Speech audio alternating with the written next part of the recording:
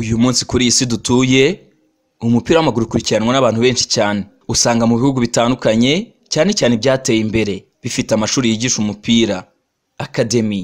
Ahangaha iyo tugiye kureba ibihugu bigira umusaruro mwiza mu marushanwa nyafrika, mu marushanwa y'igikombe cy'isi ndetse no mu yandi marushanwa, usanga ibi bihugu hari uburyo ki byagiye byubaka umupira wabo bahereye mu bakiri bato. Umupira w'amaguru ukundwa n'abantu benshi cyane. Ikaze inshuti bakunzi ba Lesson TV1. Uyu munsi tugiye kureba ku ishuri ryigisha umupira riherereye mu karere ka Rusizi. Iri shuri rikaba riherereye mu murenge wa Muganza, akagari ka Shara, ahazwi nko kuri santere ya Simerwa. Iri shuri ryatangiye ku itariki 21 z'ukwezi kwa karindwi mu mwaka wa 2016. Aha hari abana bageraga kuri 60 bari mu byiciro bitatu, kuva ku myaka 7 kugera ku 9, kuva ku myaka 10 kugera kuri 13, hamwe no kuva ku myaka 14 kugera ku myaka 16. Kuri iyo tariki iri shuri ritangizwa, hari umuyobozi w'umurenge wa Muganza.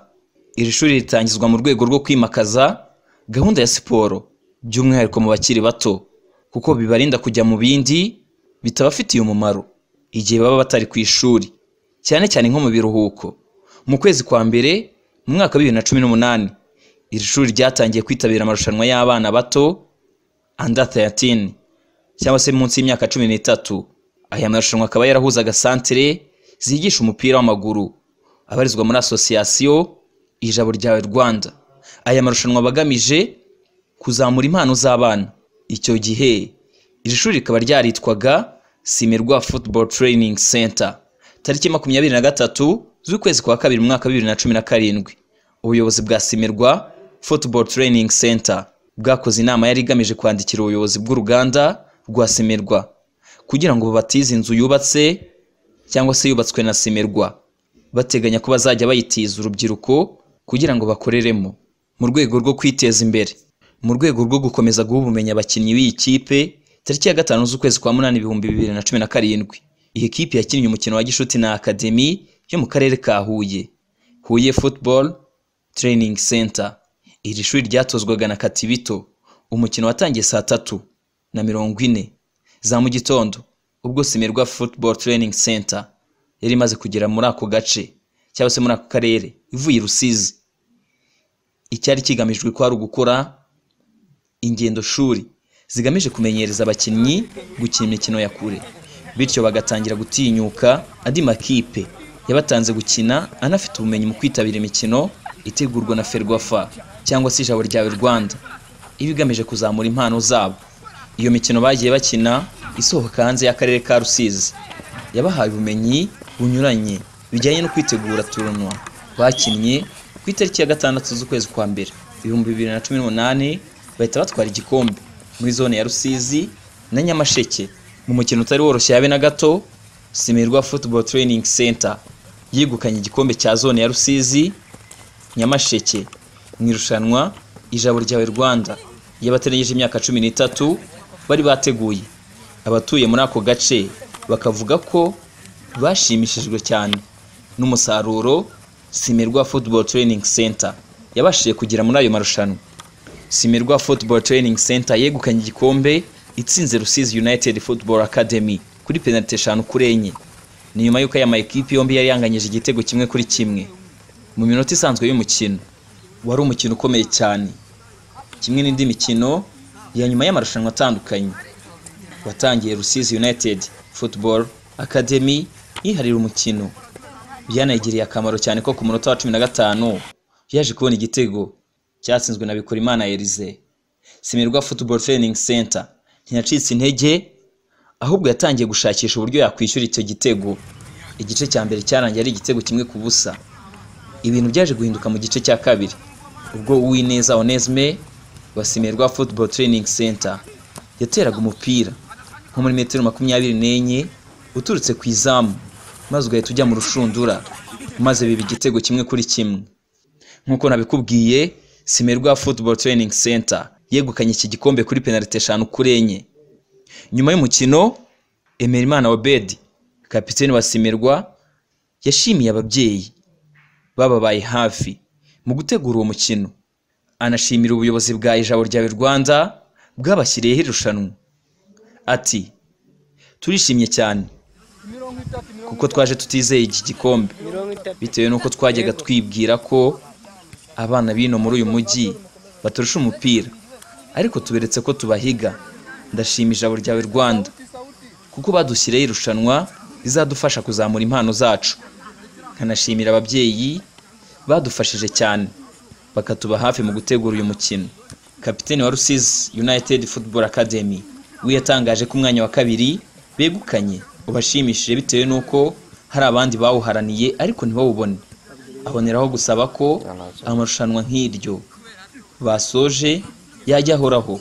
Umwe mu babyeyi bari baje gushyigikira ikipe ya Simerwa Football Training Center yashimiye ubuyobozi bwa Ijabo Ryawe Rwanda kuko bwabibutse nyuma yaho hari gahunda zijya zitegurwa ariko zigahera mu mijyi nka Kigali, Huye, Rubavu n'ahandi, ariko ntizigere Rusizi na Nyamasheke.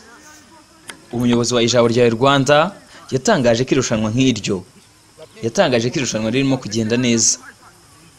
Ubu hakaba harashyizweho ku mugaragaro igice cya mbere cyaryo, aho ama ekipe yahataniraga ibikombe mu rwego rwa zone na ligue. Ubu hakaba hagiye gushyirwaho igice cya kabiri aricyo cyo guhatanira igikombe nko ku rwego rw'igihugu. Irushanwa ry'umupira w'amaguru rihuza abana batanije imyaka 13 ryatangiye kwa 26 Ugushyingo 2017. Rihuza ibigo 223 byigisha abana gukina umupira w'amaguru mu gihugu hose byibumbiye mu Ijabo Ryawe Rwanda. Bikaba byaragabanyijwemo amatsinda bitewe n'uduce biherereyemo zone. Reka noneho turebe ku kindi gice cy'iki kiganiro cyacu, turebe uburyo Simerwa Football Training Center byaje guhinduka ikitwa Harry Spears Football Training Center. Mu mwaka wa 2018 nibwo Simerwa Football Training Center yahinduriwe izina ihabwa izina rya Harry Spears Football Training Center. Birumvikana ko itari gukomeza kwitwa Simerwa Football Training Center mu gihe uruganda rwari rwarabemereye ko rwabaha ubufasha bwo kubatiza inzu yo kororeramo inkoko kugira ngo babashe kugira ubushobozi burenzeho ku mutungo wajya ubunganira mu bikorwa bya buri munsi bya ekipe.